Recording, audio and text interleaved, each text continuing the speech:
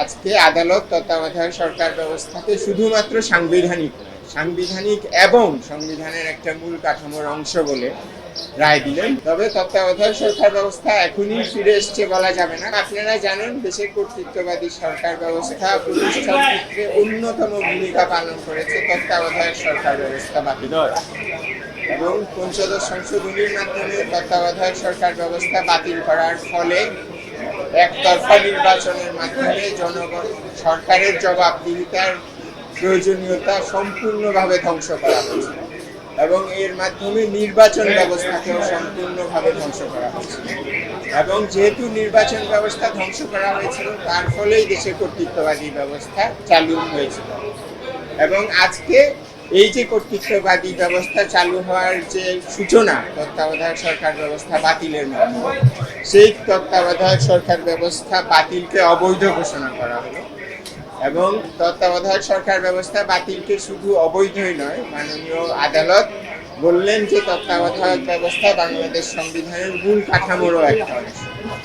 যেহেতু নির্বাচন, গণতন্ত্র এগুলো বাংলাদেশ সংবিধানের মূল কাঠামো এবং যেহেতু তত্ত্বাবধায়ক সরকার ব্যবস্থা গণতন্ত্র এবং নির্বাচনকে সুসংহত করে, সেহেতু তত্ত্বাবধায়ক ব্যবস্থাও সংবিধানের একটা মূল কাঠামো। এই কারণে আজকে আদালত তত্ত্বাবধায়ক সরকার ব্যবস্থাকে শুধুমাত্র সাংবিধানিক নয়, সাংবিধানিক এবং সংবিধানের একটা মূল কাঠামোর অংশ বলে রায় দিলেন, যেটা আমি মনে করি একটা ঐতিহাসিক। এটা ঐতিহাসিক এবং তত্ত্বাবধায়ক সরকার ব্যবস্থা ফিরে আসার ক্ষেত্রে সবচেয়ে বড় প্রতিবন্ধকতা আমি বলবো যে দূর হলো, যেটা ছিল পঞ্চদশ সংশোধনী।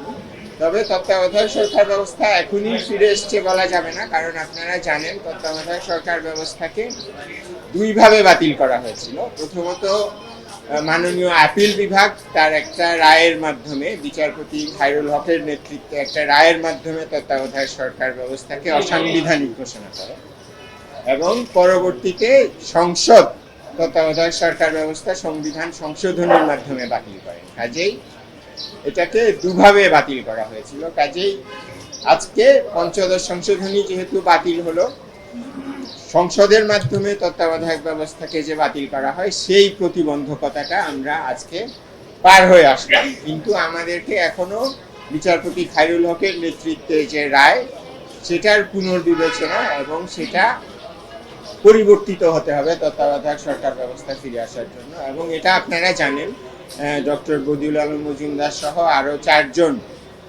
পিটিশনার একটা রিভিউ আবেদন দাখিল করেছেন মাননীয় আপিল বিভাগে, যেটা শুনানির জন্য আছে।